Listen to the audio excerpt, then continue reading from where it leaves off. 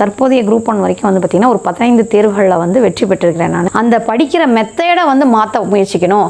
நம்மளுடைய எந்தெந்த விஷயம் நம்மளை மறக்குது, எதாவது மறக்கடிக்க செய்யுது, நீ வந்து அதாவது என்ன தனித்திரு, விழித்திரு, பொறுத்திரு, அது எல்லாமே எதற்காக அப்படின்னா கம்ப்யூட்டரை தவிர வேறு யாராலையுமே ஒரே சப்ஜெக்டை ஒரே நாள் தொடர்ந்து படிக்க முடியாது. அப்போ படித்தலுக்கு பின் மதிப்பீடல், மதிப்பீடலுக்கு அப்புறம் ஒப்பீடல், ஒப்பீடலுக்கு அப்புறம் என்ன பண்ணணும் அப்படின்னா எப்பவுமே எப்படி படிப்பேன்னா ஃபஸ்ட்டு ஸ்டடி பிளான் போடும்போது 2011 நான் சீரியஸாக படிக்க ஆரம்பிக்கும் போது வந்து பார்த்திங்கன்னா ஒவ்வொரு விஷயமா வந்து நான் கற்றுக்க ஆரம்பித்தேன். டைம் டேபிள் அப்படிங்கும்போது முதல்ல நம்ம என்ன யோசிக்கணும்னா ஃபஸ்ட்டு வந்து பார்த்திங்கன்னா 2011 அந்த டைம்லலாம் வந்து பார்த்திங்கன்னா நான் சிலபஸ்லாம் நான் பார்க்கவே மாட்டேன். யூத் பேப்பரின் இனிய வணக்கம். மறக்காமல் சப்ஸ்கிரைப் பண்ணுங்கள், பக்கத்தில் இருக்க பெல் ஐகான் கிளிக் பண்ணுங்கள். தேங்க்யூ. யூத் பேப்பர் நண்பர்களுக்கு இனிய வணக்கம். நான் வந்து என்னுடைய பெயர் வந்து மு. கலைவாணி. நான் இப்போ துணை ஆட்சியர் பதவியை தேர்ந்தெடுத்திருக்கிறேன்.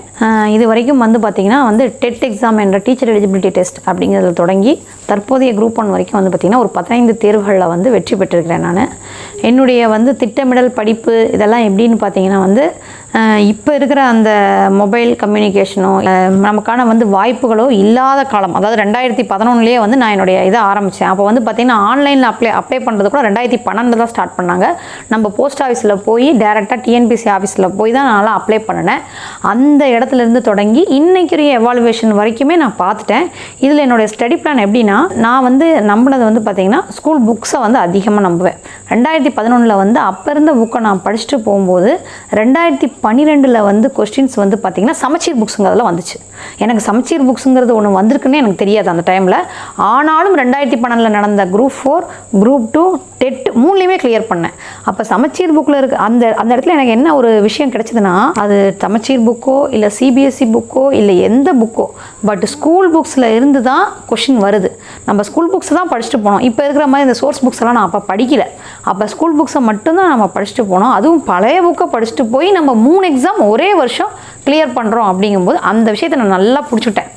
அதுக்கு முன்னாடி நீங்கள் தோல்வி அடைஞ்சிங்களான்னு கேட்டால் நான் தோல்வி அடைஞ்சேன். எப்படின்னா வந்து அதாவது அப்போ வாய்ப்புகள் எப்படி வந்து குறைவாக இருந்துச்சோ அதே மாதிரி வந்து வினாத்தாள் வந்து ஈஸியாக இருந்தது.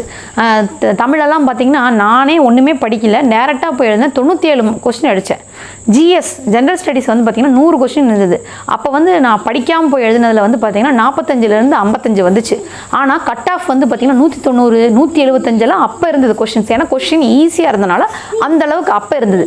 அதுக்கப்புறம் 2011 நான் சீரியஸாக படிக்க ஆரம்பிக்கும் போது வந்து பார்த்திங்கன்னா ஒவ்வொரு விஷயமா வந்து நான் கற்றுக்க ஆரம்பித்தேன். டைம் டேபிள் அப்படிங்கும்போது முதல்ல நம்ம என்ன யோசிக்கணும்னா 2011 ஆரம்பித்து இப்போ 2022 ப்ரிப்பரேஷன் வரைக்குமே நான் என்னை சக போட்டியாளராகத்தான் நினைப்பேன். இதற்கு முன்னாடி நம்ம இத்தனை எக்ஸாமில் தேர்வில் பாஸ் பண்ணமேங்கிற அந்த ஒரு விஷயத்தை தூக்கி என் தலையில் வச்சுக்கவே மாட்டேன். ஏன்னா நீங்கள் வந்து அதிகமாக ஜெயிச்சிட்டோங்கிற விஷயத்தை எடுத்துக்கிட்டிங்கன்னா புதுசாக எந்த விஷயத்தையும் கற்றுக்கிறதுக்கு நீங்கள் ரெடியாக மாட்டீங்க.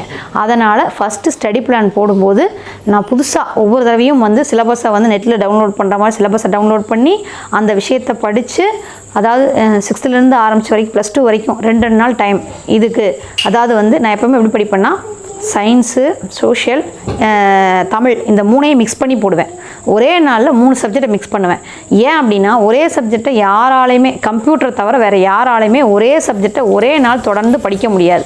அப்போ 3 சப்ஜெக்டையும் தேர்ந்து படிக்கும்போது எனக்கு வந்து அந்த கலவை சாப்பாடு சாப்பிட்டா எப்படி இருக்கும் அந்த மாதிரியாக வந்து ஒரு மிக்சிங்காக கிடைக்கும்போது அது நல்லா இருந்தது படிக்கிறதுக்கு. அப்போ அதே மாதிரி என்ன பண்ணிக்குவேன்னா ஒரு கோல் ஃபிக்ஸ் பண்ணிக்குவேன். சண்டேக்குள்ளே இத்தனை முடிச்சிடணுங்கிற ஃபிக்ஸ் பண்ணிக்குவேன். ஃபிக்ஸ் பண்ணிவிட்டு அந்த 3 மாதம் இருக்கும். எப்போவுமே பார்த்திங்கன்னா ஒரு நோட்டிஃபிகேஷன் வந்து ஒரு எக்ஸாம் நடக்கிறதுக்கு அந்த 3 மாதம் இருக்கும். அந்த 3 மாதத்தில் என்ன பண்ணுவேன்னா ஏற்கனவே படிச்சிருந்தா கூட 2 மாதம் டைம் டேபிள் போடுவேன். 2 மாதம் டைம் டேபிள் போட்டு 3ஆவது மாதம் என்ன பண்ணுவேன்னா ப்ரீவியஸ் இயர் கொஸ்டின்ஸ் இருக்கு இல்லையா, அந்த ப்ரீவியஸ் இயர்ஸ் கொஸ்டின்ஸை அடித்து பார்ப்பேன். ப்ரீவியஸ் இயர் கொஸ்டினை வந்து கொஸ்டின் பேங்காகவும் விற்கிறாங்க. அதே மாதிரி பார்த்திங்கன்னா நெட்லேயும் கிடைக்குது. அதே மாதிரி நிறைய டிஎன்பிசி இன்ஸ்டியூட்டோட கொஸ்டினை டெய்லியும் 2-3 கொஸ்டின் அடித்து பார்ப்பேன். இதெல்லாம் வந்து பிகினர்ஸ்லாம் பண்ண முடியாது. பிகினர்ஸ்லாம் வந்து ஃபஸ்ட்டு சிலபஸை 2 மாதம் கவர் பண்ணணும். 3ஆவது மாதம் தான் நீங்கள் கொஸ்டின் பேப்பரை போடணும். நான் வந்து ஆல்ரெடி 10 வருஷமாக படித்தனால என்ன பண்ணுவேன்னா டெய்லியும் 2-3 கொஸ்டின், எந்த இன்ஸ்டியூட் கொஸ்டின் பேப்பராக இருந்தாலும் சரி, அதே மாதிரி வந்து பார்த்திங்கன்னா 2-3 கொஸ்டின் பேப்பரை டவுன்லோட் பண்ணிப்பேன். டவுன்லோட் பண்ணிவிட்டு வந்து பார்த்திங்கன்னா 100 கொஸ்டின்ஸையும் வந்து எடுத்து வச்சுட்டு நான் வந்து அந்த இப்போ கூட வந்து டிஎன்பிஏல போலீஸ் அகாடமியில் இருக்கும்போது காலையில் 4:30 மணிலேருந்து ஆரம்பித்து ஈவினிங் 7 மணி வரைக்கும் ஃபுல்லாக physical work and mental work இருக்கும். 7 மணிக்கு மேலே நம்ம ட்ரெஸ்ஸை துவைச்சிட்டு சாப்பிட்டுட்டு உட்காரும்போது மணி 9 மணி ஆயிரும். 9 மணி ஆனாலும் சரி அந்த 5 மாதமும் நான் ஃபுல்லாக வந்து அந்த கொஷின்ஸை வந்து இதில் கம்ப்யூட்டரில் வந்து டவுன்லோட் பண்ணிவிட்டு என்கிட்ட ஓஎம்ஆர் ஷீட்டை பிரிண்ட் அவுட் போட்டு வச்சுப்பேன். அதை டெய்லியும் அடிச்சுட்டு தான் நான் தூங்குவேன். அதாவது இது ஒரு வேலை எப்படியோ நம்மளோட ஃபிசிக்கல் ஒர்க் எப்படியோ அதே மாதிரி இந்த கொஷின் அடிக்கிறது படிக்கிறதுங்கிறது என்னோடய வேலையாக தான் நினச்சிப்பேன். அது எனக்கான வந்து கடமை. அந்த கடமையை பண்ணலைன்னா எனக்கு தூக்கம் வராது அப்படிங்கிற மாதிரி நான் வச்சுப்பேன். அந்த 2-3 கொஸ்டின் பேப்பர் அடித்து பார்ப்பேன். அதுக்கப்புறம் பார்த்திங்கன்னா ப்ரீவியஸ் இயர் கொஸ்டின் கிட்டத்தட்ட ஒரு 1997லேருந்தே ப்ரீவியஸ் கொஸ்டின் கிட்டத்தட்ட 2022 எவ்வளோ கொஸ்டின்ஸ் இருக்கும் அத்தனை கொஸ்டின்ஸுமே படிச்சிடுவேன். படிச்சுட்டு நான் சொன்ன மாதிரி 4 ஆப்ஷன் இருந்ததுன்னா 4 ஆப்ஷனுக்கு என்னென்ன கேள்விகள்லாம் கேட்கலாம் அப்படிங்கிற மாதிரியும் அதை ப்ரிப்பேர் பண்ணிக்குவேன். ஒரு கேள்வி இருக்குன்னா அந்த கேள்விக்கு எந்த மாதிரியான விடை இருக்குது, அந்த விடையை தவிர என்னென்ன மாதிரிலாம் கேள்விகள் கேட்கலாம் அப்படிங்கிற விஷயத்தையும் சேர்த்து படித்து ஃபுல்லாக முடிச்சு வச்சுக்குவேன்.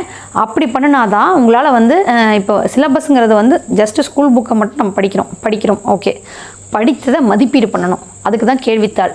அந்த மதிப்பீடு பண்ணதை மற்றவங்களோட கம்பேர் பண்ணோம்னா நம்ம எந்த லெவலில் இருக்கிறோம் நமக்கு தெரிஞ்சு போயிடும். அதுக்கு என்ன பண்ணலாம்னா இப்போ உங்களுக்கு என்னென்னா கிஃப்டடாக இருக்குது. ஆன்லைன்லேயே பார்த்தீங்கன்னா ஃப்ரீயாக டெஸ்ட் பேட்செல்லாம் வைக்கிறாங்க.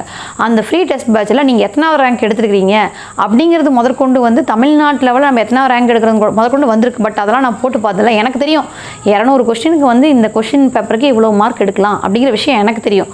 அப்போ நம்ம இவ்வளோ மார்க் தான் எடுத்துக்கிறோம்னா அப்போ நம்ம இன்னும் நல்லா படிக்கல, இன்னும் எவ்வளோ முடிக்கணும். அதாவது எப்போவுமே வந்து பார்த்திங்கன்னா இப்போ நான் வந்து நான் ஒரு 50 மார்க் தான் எடுக்கிறேன்.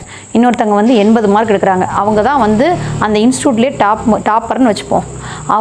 அவங்களோட நம்மளை கம்பேர் பண்ணக்கூடாது. நான் 50 எடுத்துருக்கிறேன்னா அடுத்த தேர்வுத்தாளில் நான் 52 55 வர்றேன்னா அப்போ நான் முன்னேறிக்கிறேன். இதே அந்த பொண்ணு ஃபஸ்ட் ரேங்க் எடுத்த பொண்ணு 80 எடுத்த பொண்ணு 75 வந்திருக்கா, அப்போ அந்த பொண்ணு 5 மார்க் பின்னாடி வந்திருக்கு. அப்படி தான் நீங்கள் பார்க்கணும். உங்களோட தான் உங்களை ஒப்பிட்டுக்கணுமே தவிர முதல் மதிப்பெண் எடுத்தவங்களோட உங்களை ஒப்பிட்டுட்டு உங்களோட தரத்தை நீங்கள் குறைச்சிக்கக்கூடாது. என்னென்னா அவங்களுக்கு கிடைச்ச ஏதோ ஒரு வாய்ப்பு நமக்கு மறுக்கப்படலாம். அதுக்குன்னு இந்த வாய்ப்பை காரணங்க அமைச்சு நீங்கள் அப்படியே உட்காந்துட்டு இருக்கக்கூடாது. உங்களோட வாய்ப்புகள்லேருந்து உங்களை கொஞ்சம் கொஞ்சமாக உறுதியாக்கி நீங்கள் மேலே வரக்கு கொஞ்சம் காலம் எடுக்கும். ஆனால் வந்துட முடியும். ஏன்னா நீங்கள் எப்போ இந்த ஃபீல்டுக்குள்ளே வந்து உங்களுடைய பேப்பரை நீங்கள் எவால்வேட் பண்ண ஆரம்பிக்கிறீங்களோ அப்போயே நீங்கள் வெற்றிக்கான ஒரு பாதையில் நடக்க ஆரம்பிச்சிட்டிங்கன்னு அர்த்தம். அப்போ அந்த நடையை நிறுத்தக்கூடாது. இன்னும் கொஞ்சம் நீங்கள் முன்னேறினீங்கன்னா கண்டிப்பாக கொண்டு வந்துட முடியும். ஸோ படித்தலுக்கு பின் மதிப்பீடலுக்கு அப்புறம் ஒப்பீடலுக்கு அப்புறம் என்ன பண்ணணும் அப்படின்னா திருப்பி படித்ததை திருப்புதலுக்கு அப்புறம் மறுபடியும் ஒரு தேர்வு. அந்த தேர்வு இந்த 2 தேர்வு ஒரு விஷயத்தை ஒரே லெசனாக 2 வாட்டி படிச்சிட்டோன்னா திருப்பி தேர்வு எழுதும்போது மதிப்பெண் குறைஞ்சதுன்னா எதனால் தவறு பண்ணிக்கிறோன்னு சொல்லி நம்மளுடைய தவறை நம்ம திருத்திக்க முயற்சி பண்ணணும். அந்த படிக்கிற மெத்தடை வந்து மாற்ற முயற்சிக்கணும். நம்மளுடைய எந்தெந்த விஷயம் நம்மளை மறக்குது, எது மறக்கடிக்க செய்யுது. ஒரு மொபைல் நீங்கள் சமூக ஊடகங்களில் அதிகமாக நீங்கள் வந்து உள்ளே மூழ்கி போயிடுறீங்கன்னு வச்சுக்கோங்க. ஃபேஸ்புக்கு, வாட்ஸ்அப்பு, டெலகிராமு இல்லை என்னென்னமோ ஆப்புங்க இருக்குது, இன்ஸ்டாகிராமு, இதிலெல்லாம் நீங்கள் மூழ்கி போகிறீங்களா என்றைக்குமே சமூக ஊடகங்கள் உங்களை வைரலாக பேசுகிற ஒரு நிலைமை நீங்கள் உருவாக்கவே முடியாது. மற்றவங்க வந்து வைரலாக இருக்கிற விஷயத்தை தான் நீங்கள் பார்த்துக்கிட்டே இருக்க முடியுமே தவிர உங்களே வந்து யாருமே வந்து போற்ற லெவலுக்கு நீங்கள் கொண்டு வர முடியாது. நான் என்ன நினைப்பேன், ஏதோ ஒரு படம் ரிலீஸ் ஆனால் இல்லை ஏதோ ஒரு படமோ இல்லை ஒரு சீரியலில் என்னால் பார்க்க முடியலன்னா என்ன ஒரே ஒரு விஷயம் நினச்சிக்குவேன் அப்படின்னா, இந்த படத்தை என்னோட போட்டியாளன் இவன் இப்போ பார்க்குறான், நீ வந்து அதாவது என்ன தனித்திரு, விழித்திரு, பொறுத்திரு. அது எல்லாமே எதற்காக அப்படின்னா சிங்கம் அப்படி தான் இருக்கும். அந்த சிங்கமாக தான் நான் இருக்கணும் அப்படின்னு நான் நினச்சேன். ஸோ அந்த ஏதோ ஒன்று எப்போ கிடைக்குதோ அதை சாப்பிட்டுட்டு இருக்கிற சாதாரண விலங்கை எனக்கு இருக்க முடியலை. அப்போ அந்த விஷயத்தை ஒரு விஷயத்தை நீங்கள் இழக்கும்போது இன்னொரு விஷயம் உங்களுக்கு பெரிதாக அதாவது என்ன, இவங்களாம் சாதாரணமாக இருக்கிறவங்க. நம்ம அந்த இப்போ நான் இப்போ எப்படி சொல்லணும்னா இன்னும் பெருமையாக கூட சொல்லிக்கிறேன், ஒரு ஆர்டிஓ ஒரு ரெவென்யூ டிபார்ட்மெண்ட் தான் வந்து அந்த தேட்டருடைய அப்ரூவல் அத்தாரிட்டி கொடுக்கணும். இப்போ நீங்கள் அதே தேட்டரில் கூட நான் படிச்சுட்டு இருக்கும்போது வந்து பார்த்தீங்கன்னா நீங்கள் அந்த தேட்டரில் படம் பார்த்துருப்பீங்க. பட் அதே தேட்டருக்கு அடுத்த வருஷம் நான் ஆர்டிஓவாக போய் அப்ரூவல் கொடுப்பேன். அப்போ எது வெற்றி? என்னுடைய சில விஷயங்கள், நான் இழந்த விஷயங்கள் எனக்கு மாபெரும் வெற்றியாக பின்னாடி வரும். அதை நான் வந்து மனசில் நினச்சிக்குவேன். நீங்கள் இப்போ அனுபவிச்சுக்கோங்கப்பா, நான் அப்புறம் அனுபவிச்சுக்கிறேன். வாழ்க்கையாகட்டும் எந்த விஷயமாகட்டும் போராடி தான் நம்ம பண்ணணும், போராடி தான் நம்ம இந்த உலகத்துக்கு வந்திருக்கிறோம். அப்போ வாழ்க்கையும் உள்ள போராடி தான் ஆகணும். நம்மளால் வந்து பிறப்பை மாற்ற முடியாது, இறப்பை மாற்ற முடியாது. ஆனால் நடுவில் இருக்கிற வாழ்க்கையை நமக்கு பிடிச்ச மாதிரியும் சரி, நம்மளாலையும் ஃபுல்லாகவே மாற்றி நம்ம மட்டும் இல்லாமல் நம்ம குழந்தைங்களோட தலைமுறையை நம்மளால் மாற்ற முடியும். அதற்கு தேவை உங்களுடைய முயற்சி தான். இந்த 3 மாதமும் 4 மாத முயற்சியும் நீங்கள் கொடுத்தீங்கன்னா உங்களுடைய ஆயுசுக்கும் உங்களுடைய தலைமுறையோட ஆயுசுக்கும் எல்லாருமே நல்லா இருப்போம். ஃபஸ்ட்டு வந்து பார்த்திங்கன்னா 2011 அந்த டைம்லலாம் வந்து பார்த்திங்கன்னா நான் சிலபஸ்லாம் நான் பார்க்கவே மாட்டேன். ஓகேங்களா? அதே மாதிரி வந்து பார்த்திங்கன்னா நியூஸ் பேப்பர் டெய்லியும் வாசிக்க மாட்டேன், நியூஸ் கேட்கறதோட சரி. அதாவது வந்து பொழுதுபோக்கு சம்மந்தமான செய்தித்தாள் படிக்கிறதோட சரியே தவிர இந்த செய்தித்தாள் வந்து எது வந்து நமக்கு கண்டென்ட் ஓரியண்ட்டாக இருக்குது அப்படிங்கிற அந்த செய்தித்தாள் வந்து நான் படிக்க மாட்டேன். அப்புறம் வந்து பார்த்திங்கன்னா வந்து என்னென்ன தவறுகள் செய்தேங்கிறத சொல்லிக்கிறேன் நான். அதுக்கப்புறம் வந்து பார்த்திங்கன்னா சிலபஸ் வந்து அந்த எந்த இதுலேருந்து எது கவர் ஆகுதுங்கிறது தெரியாது. ஃபுல்லாகவே பொதுவாக வந்து ஸ்கூல் புக்ஸை படிக்க வேண்டியது. அதுக்கப்புறம் யார் எந்த மெட்டீரியல் கொடுக்குறாங்களோ அந்த மெட்டீரியல் நமக்கு ஒரு வேளை ஈஸியாக கிடைச்சதுங்கிற பட்சத்தில் அந்த மெட்டீரியலை எடுத்து நான் வாங்கினேன்.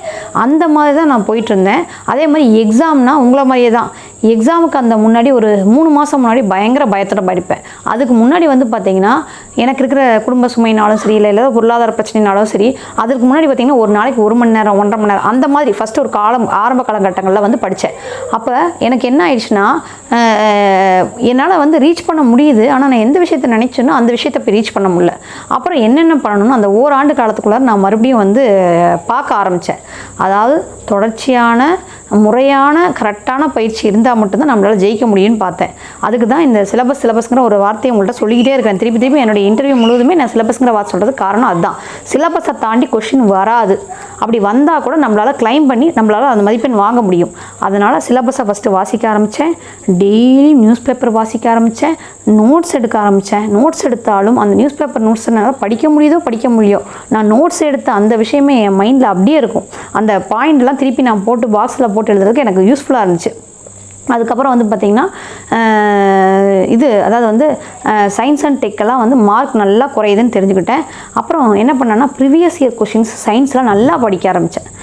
ப்ரீவியஸ் இயர் கொஷின்ஸ்லேருந்து தான் சயின்ஸ் வந்து அந்த கண்டென்ட்டை வந்து நம்ம நல்லா படிச்சுக்கணும். விதியாகட்டும், இல்லை வந்து ஒரு ஆசிட் பேஸ் ரியாக்ஷன் ஆகட்டும், எல்லாமே அதில் தான் வருது அப்படிங்கிறத நான் நல்லா புரிஞ்சுக்கிட்டு அதுலேருந்து திருப்பி ரீகால் பண்ண ஆரம்பித்தேன். அதுக்கப்புறம் வந்து பார்த்திங்கன்னா தமிழில் இலக்கண பகுதியை நல்லா மைண்டில் ஏற்றிட்டேன். அதே மாதிரி இந்த செய்யுளாசிரியர்களுடைய கதை, அதாவது அவங்களுடைய வாழ்க்கையை குறிப்பை கதை மாதிரி எழுதி தனியாக எழுத ஆரம்பிச்சிட்டேன். இலக்கண குறிப்புனா இலக்கண குறிப்புக்கு தனி பேஜு, அதே பகுபத உறுப்பு இலக்கணம்னா அதுக்கு தனியாக ஒரு 4 பக்கம், இந்த மாதிரி 6 to 10 இருக்கிறது எல்லாத்தையுமே கிளாசிஃபிகேஷன் பண்ணி அதில் வினைத்தொகைனா ஒரு பக்கம், எல்லாத்துக்கும் அந்த மாதிரி போட ஆரம்பிச்சிட்டேன். தமிழில் 1 மார்க் வடிவத்தில் எழுத ஆரம்பித்தேன். இது எல்லாமே நான் நோட்ஸ் எடுக்க ஆரம்பிக்கும் போது தான் எனக்கு நல்லாவே புரிய ஆரம்பிச்சிச்சு. நம்ம நல்லா இப்படி படிக்கணுங்கிற விஷயம். அப்புறம் படிக்கும்போது வந்து பார்த்திங்கன்னா ஆட்டோமேட்டிக்காக எனக்குள்ளே வந்து ஒரு மாற்றம் தெரிஞ்சுது. அப்புறம் தான் நான் வந்து வெற்றி, அதாவது ஃபஸ்ட்டு ஒரு 2-3 தேர்வுகள் தோல்வி அடைஞ்சாலும் அந்த தோல்விகளிலிருந்து நான் வெற்றியை வந்து ஒரு விஷயம் பிடிச்ச உடனேமே அப்போ இன்னும் என்ன பண்ணணும், இன்னும் தொடர்ந்து வெற்றிக்கு என்ன பண்ணணுங்கிறதுக்காக தொடர் வெற்றி தான். ப்ரிலிமினரி எக்ஸாம் நான் அதுக்கப்புறம் தோற்றதே கிடையாது. தொடர்ந்து ஜெயிச்சுட்டு தான் வந்துருக்கிறேன். இது வரைக்கும் ஜெயிச்சிட்ருக்கேன்.